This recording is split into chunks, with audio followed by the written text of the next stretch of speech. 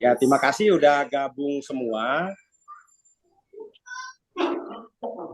Jadi, Mas Iyas, ini tujuan kegiatan hari ini sebenarnya memberikan pemahaman untuk Mas Adril untuk melakukan investigasi forensik nanti ke KII. Nah, supaya tahu nanti alurnya lebih mudah dengan Mas Iyas yang sudah mendalami proses di sana.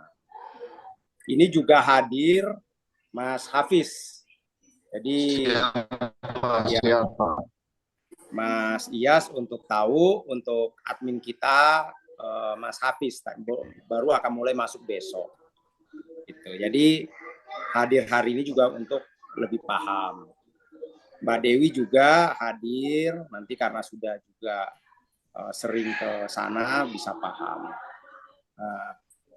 Ahmad tadinya juga saya udah minta ikut, cuman ada kegiatan hari ini.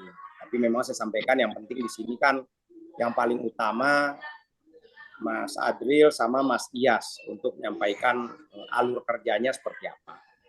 Jadi kenapa kita lakukan investigasi forensik ini untuk melihat secara fakta di lapangan? Karena memang ada persoalan-persoalan. Persoalan-persoalannya apa? Saya tidak paham terkait ya artinya persoalan itu apa di manajemen KII, apa di manajemen Ananda, apa di person to person. Nah, kita udah nggak bisa tahu. Apa di BCA kita nggak paham. Artinya selalu terjadi lempar-lemparan lah, lempar-lemparan kaitannya masalah gaji, Mama. Oh, ini masalahnya Ananda nggak cair-cair. Nanti kita Ananda, oh persoalannya kekurangan bla bla bla bla bla. Nah, ini kan kita nggak paham. Sehingga mendingan yang terbaik kita rapikan di sisi kita supaya bisa kita benahin. Kemudian yang kedua, saya nggak paham orang-orang yang saya gaji. Siapa orang-orang ini kan ada ratusan orang-orang yang kita gaji yang bekerja setiap hari. Kita nggak paham kita gaji ke siapa karena pangkalan datanya nggak ada.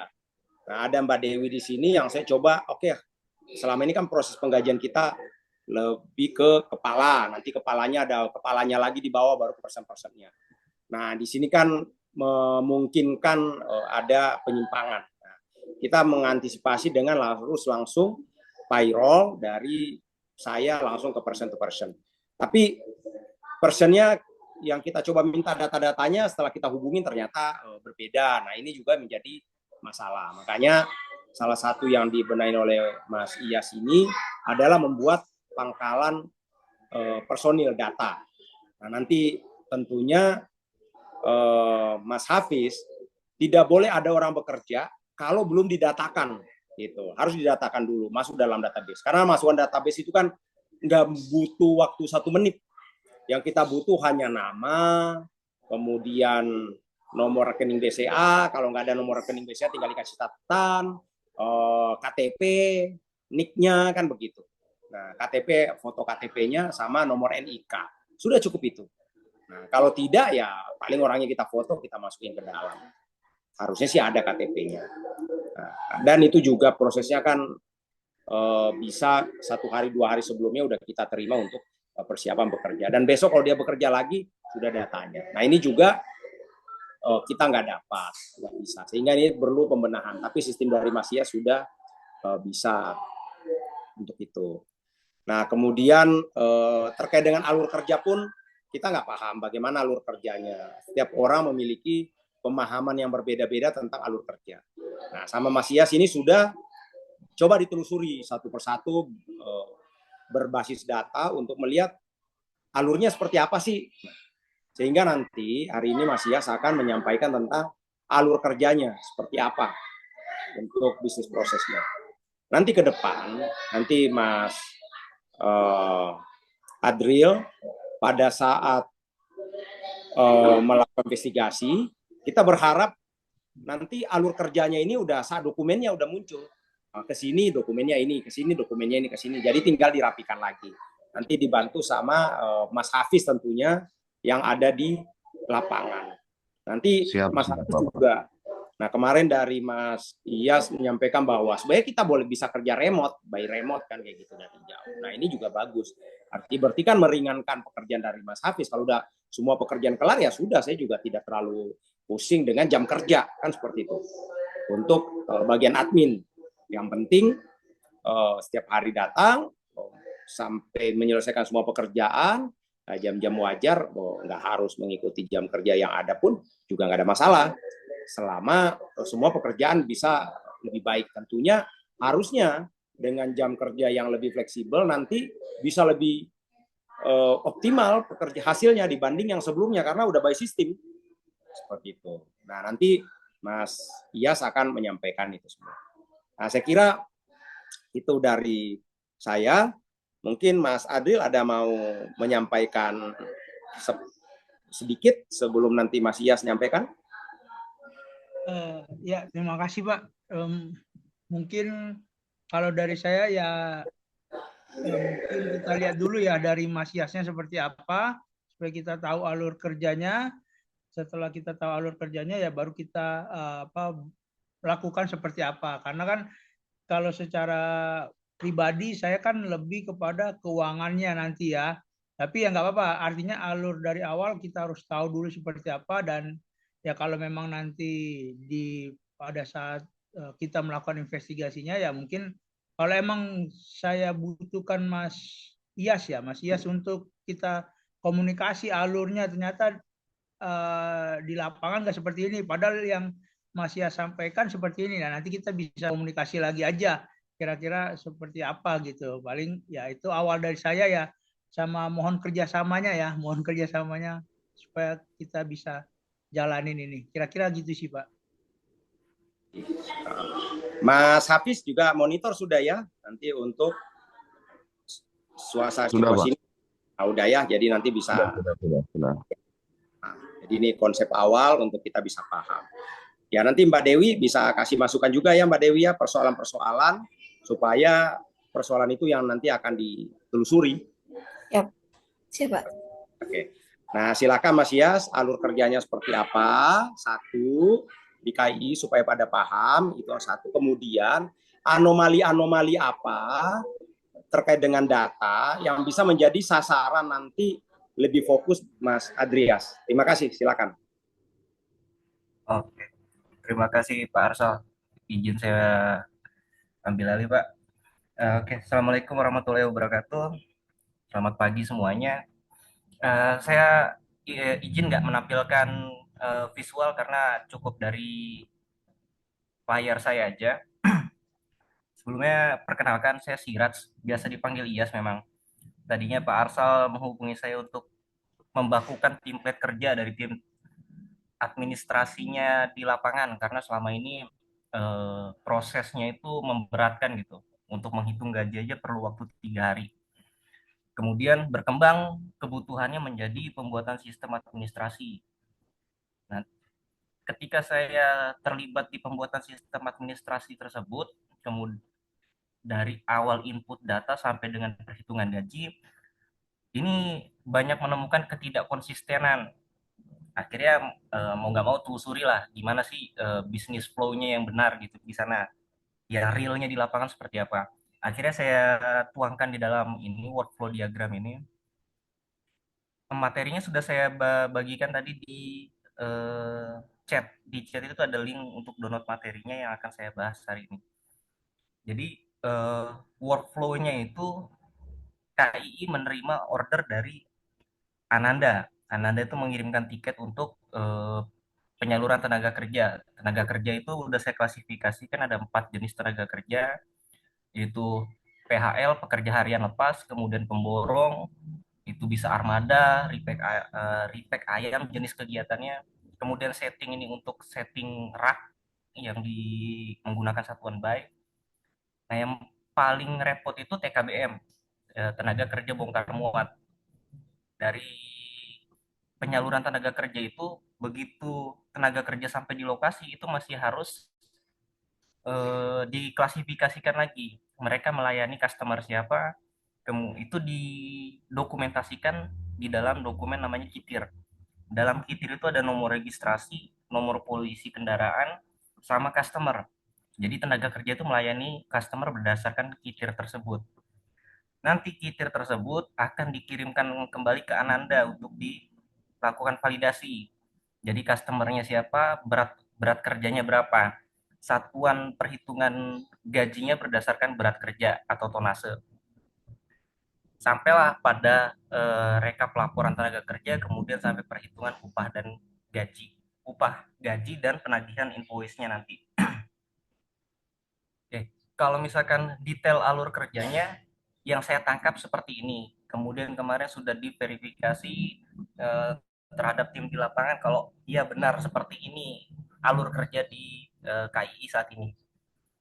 Nah, tapi ketika nyampe di perhitungan gaji, Pak Arsal kebutuhannya itu ingin membayarkan gaji langsung kepada tenaga kerjanya. Jadi nggak mau lagi tuh disalurkan kepada leadernya, kemudian kepada siapa dulu gitu dititip. Nah, di situ saya menemukan beberapa ketidakkonsistenan data. Di sini akan saya coba tampilkan. Ini laporan yang saya tampilkan ini laporan yang dibuat oleh admin setiap harinya. Dia klasifikasikan bongkaran itu untuk tenaga kerja bongkar muat tadi TKBM, kemudian sampai ke pemborong, kemudian setting segala macamnya seperti ini gitu. Awalnya saya lihat proses ini ya ini tidak akan mudah untuk Excel mengolah datanya karena di sini ada merge cell. Ketika kita mau cari nama orang tersebut, kemudian berapa total kerjanya ini akan menyulitkan. Kemudian saya buatkan template kerjanya, metode inputnya. Jadi di sini kita bisa baca Anthony di tanggalnya juga masih seperti ini. Tanggal 2 bulan 5 dia kerja sendirian menangani 10.000 kilogram. Kemudian data ini sebagai acuan oleh tim manajemen untuk menghitung gaji.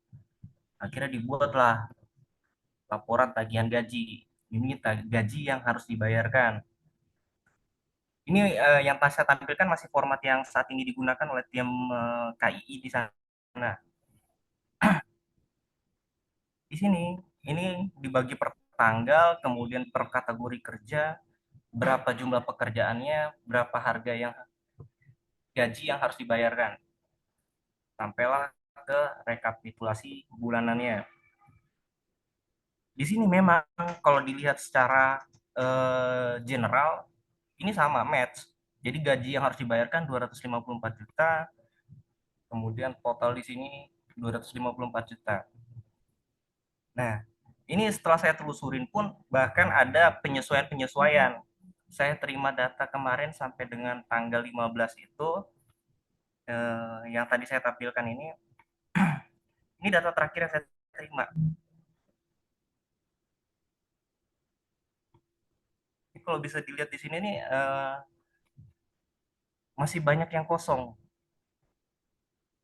untuk satuan bobot kerjanya. Ini sampai dengan tanggal 14 kosong. Tapi di laporan itu muncul tanggal 4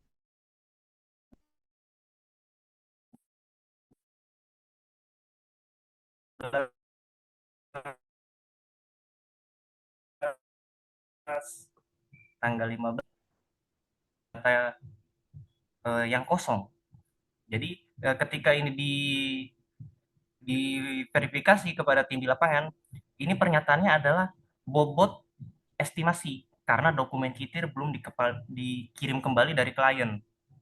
Oke, fine. Kalau misalkan pakai bobot estimasi, harusnya ini dimasukkan juga dong di data laporan gitu. Jadi sebagai landasan untuk perhitungan. Tapi itu juga masih belum mendapat jawaban. Kemudian lanjut lagi. Dari laporan ini di breakdown lagi. Ini yang tadi saya sampaikan di awal kalau gaji itu dititip. Jadi ada nominalnya, kemudian dititipkan kepada siapa untuk dibagikan ke tenaga kerja. Secara general lagi-lagi nilainya fine, 254 juta sama. Tapi ketika di breakdown ini Ade dititipkan lagi ke leadernya, ke Ade Juwana 23 juta. Ade Juwana membagikan lagi ke timnya termasuk dirinya sendiri 2 juta.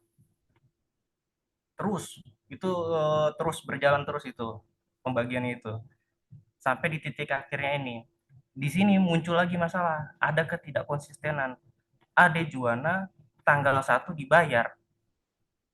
Padahal datanya pekerjaan itu dimulai dari tanggal 2, tanggal 1 tuh nggak ada pekerjaan. Ini tanggal 2. Kemudian di sini juga mulai tanggal 2. Ya, tanggal 1 tuh cuma ada sekian aja. Nah, itu ketidakkonsistenan tersebut gitu ya. Eh, saya buat sistemnya itu, sistem akan membaca apa adanya sesuai dengan data gitu. Tanggal 2 di input, tanggal 2 yang muncul.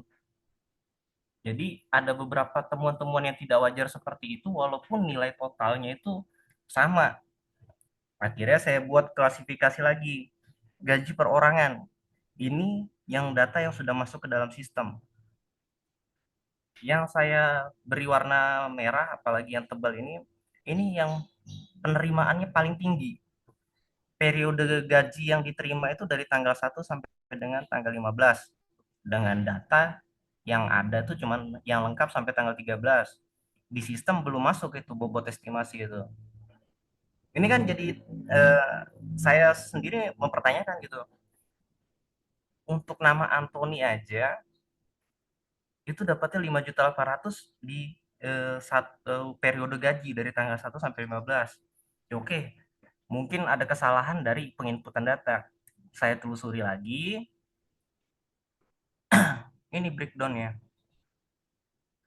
Jadi data yang sudah masuk ke seperti saya sampaikan tadi itu yang lengkap itu sampai tanggal 13, kemudian tanggal 14 15-nya itu baru sebagian.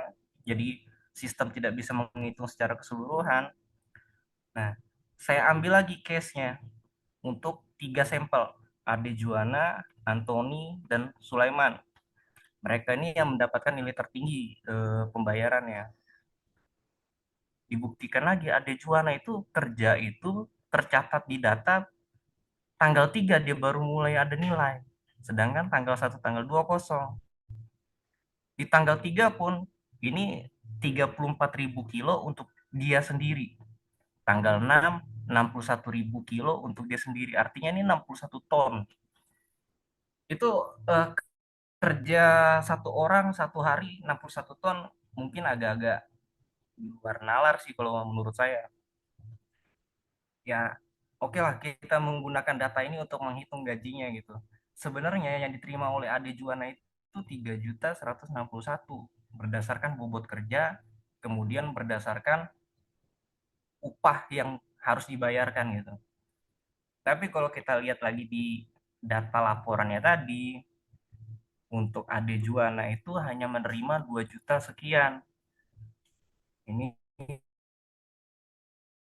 2 juta sekian.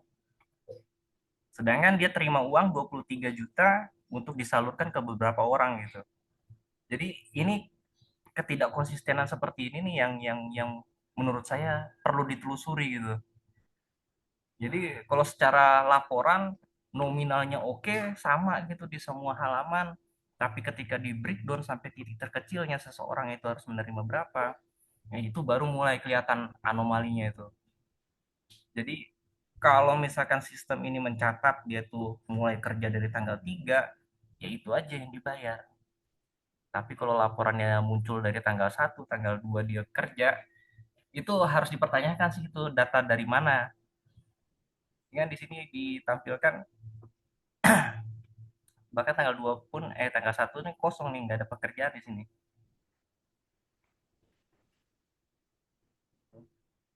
Kemudian saya ngambil sampel tuh 3 orang atas nama Adi Juwana, Anthony dan Sulaiman. Setelah ditelusuri lagi juga dari datanya ternyata 3 orang ini ada di eh, satu tim ya, Ade Juwana, Sulaiman, Ado juga ini dia juga dapat label merah dari saya.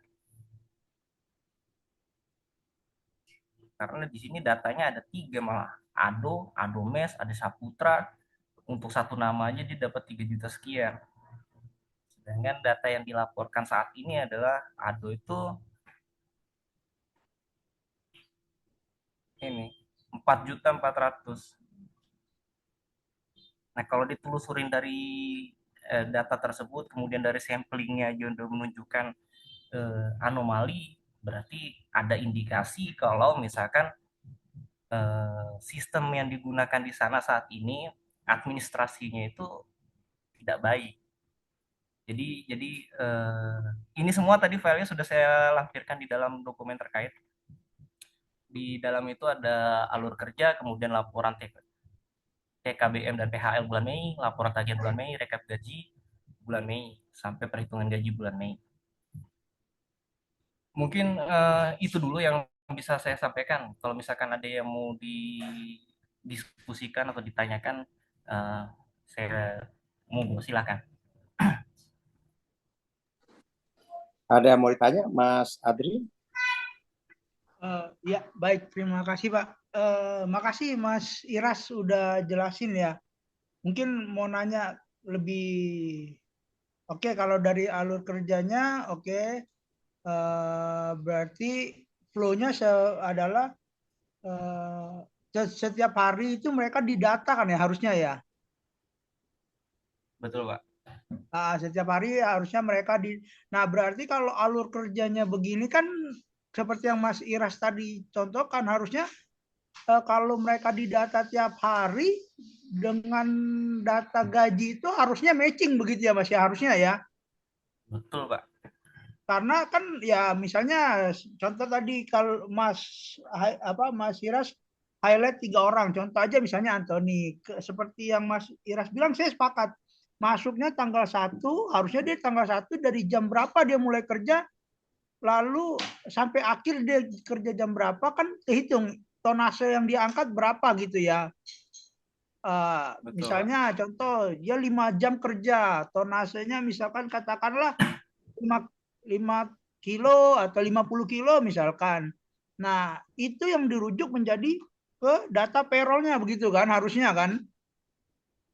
Betul, Pak. Nah, cuman kan permasalahannya adalah yang Mas Iras ketemukan tidak seperti itu ya, begitu ya. Iya, dia nggak konsisten. Nah, ya artinya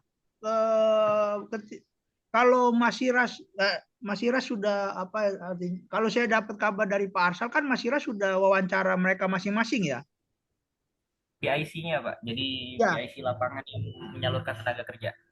oke. Nah, saya agak ini di yang itu sih tadi Mas, yang kita bayar contoh tadi yang PIC ke si Ade itu sekitar 23 juta. Ini ya tadi ya sekitar 23 juta tadi ya. Iya, Nah, sekitar ini, 23 Pak. juta. Dia sebagai apa? PIC. Saya kurang tahu tuh, Pak. Kalau misalkan ini kemarin saya bicara tuh dengan Pak Apandi. Ini Pak Apandi Oke. ini Ah, sebagai PIC di lapangan. Ini setara semua ini, Pak.